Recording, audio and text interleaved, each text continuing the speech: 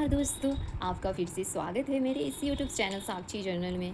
पिछले वीडियो में हमने गृहिणी होना बेहतर है या कामकाजी महिला इस विषय पर चर्चा की थी। तो इसका पहला भाग हमने पढ़ लिया था और समझ लिया था। अगर आपने पिछले वीडियो को नहीं सुना है तो प्लीज़ जाकर इसे ज़रूर सुन लें।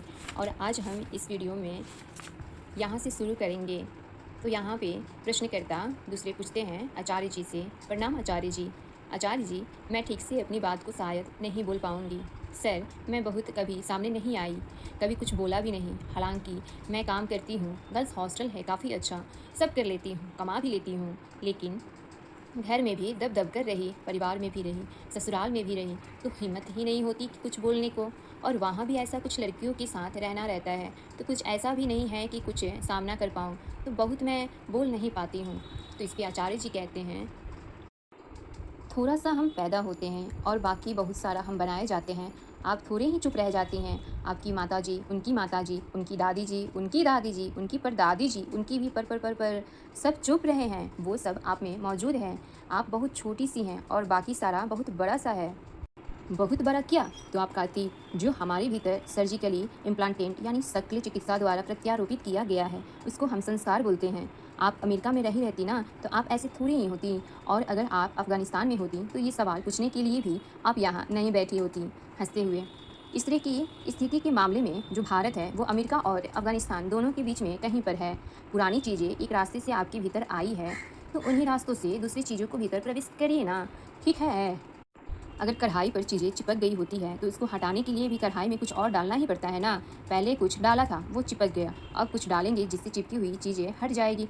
यही करते हैं ना आप? तो प्रश्नकर्ता कहते हैं, जी सर, बहुत हिम्मत आई है। आपको सुन रही हूँ 1 साल से लगभग, और 4 शिविरों में भी जा चुकी हूँ। बहुत बहुत आत्मबल बढ़ रहा है। तो इस पे आचार्य जी कहते हैं, आत्मबल बढ़े और जितना हो सके दूसरों की मदद करिए। तो इस पे प्रश्नकर्ता कहते हैं, जी सर। तो फिर आचार्य जी कहते हैं, आप अकेली नहीं हैं और न जाने कितने हैं इस दुनिया में। तो प्रश्नकर्ता कहते हैं, जी सर। फिर आचार्य जी कहते हैं, उन तक, सब तक हाथ पहुँचाइए जितने भी तरीके से हो सके। सीमित तरीके से हो सके तो सीमित तरीके से ही सही। प्रश्नकर्ता कहते हैं, जी सर। फिर आचार्य जी कहते हैं, ठीक है, प्रयास करिए कि सब तक बात पहुँचे, समझ आए। बाकी जो होगा सो होगा, हमें क्या पता क्या होगा। पौराणिक काल से पहले भारत में स्त्रियों की स्थिति बहुत अलग होती थी। जिसको आप आज की सांस्कृतिक स्त्री कह रहे हो ना, ये वैदिक स्थिति नहीं है। ये सब कुछ शुरू हुआ है भारत में 4वीं-5वीं शताब्दी के बाद से, जब से पौराणिक काल शुरू हुआ है। पहले पौराणिक काल शुरू हुआ, फिर पश्चिम की दिशा से सब आक्रांता आने लग गए। इन सब ने मिलकर वो खड़ी कर दी जिसको आप आज की भारतीय संस्कृति बोलते हो। आगे देखते हैं आचार्य जी ने क्या समझाया है। अगर आप धर्म की ही बात करोगे तो जो भारत की वैदिक महिला है ना, वो बहुत अलग है आज की महिला से। रुख रवैये से, चाल ढाल में, वेशभूषा में, ज्ञान में बहुत खुला हुआ देश था भारत। बहुत बहुत खुला हुआ देश था पहले भारत। ये सब चीज़ें जो स्त्री बोल नहीं सकती, जान नहीं सकती, काम नहीं कर सकती, ताकत नहीं रख सकती, अधिकार नहीं मांग सकती, ये सब तो 3 जगहों से आया है। भीतर से देखो तो पुराणों से, जिसको आप आज स्मृति शास्त्र बोलते हो पूरा। हमने एक बार इस पर विस्तार में बात करी थी कि श्रुति और स्मृति क्या है, याद है आपको? तो ये आया है स्मृति शास्त्र से, जो कि वेदों के बहुत बहुत बाद का है। ये भी नहीं है कि 100-200 साल बाद का है, ये बहुत हज़ार साल बाद, हज़ारों साल बाद का है ये आया है स्मृति शास्त्र से, जिसमें ये सब आपकी स्मृतियाँ आती हैं और पुराण आते हैं। ये वहाँ से आया है भीतरी तौर पर, और बाहरी तौर पर आया है आक्रांताओं से, जो अफ़गानिस्तान की दिशा से, तुर्की की दिशा से, अरब की दिशा से है। वो अपनी संस्कृति लेकर आए, और चूंकि युद्ध में वो जीते तो उन्होंने अपनी संस्कृति भारत के ऊपर भी लाद दी। और उसके बाद अंग्रेज आए, उनकी भी अपनी एक उस समय पर विक्टोरियन सेंसिबिलिटीज़ होती थी। उनके यहाँ भी महिलाओं की कोई ऊंचा स्थान नहीं होता था। बहुत सारे विकसित मुल्क हैं अमेरिका जैसे, जिनमें महिलाओं को बराबरी का हक अभी हाल में ही मिला है। भारत में देखो तो प्रधानमंत्री और राष्ट्रपति दोनों हो चुकी हैं, अब महिलाएं हो चुकी हैं ना, बताओ। अमेरिका में तो आज तक कौन है?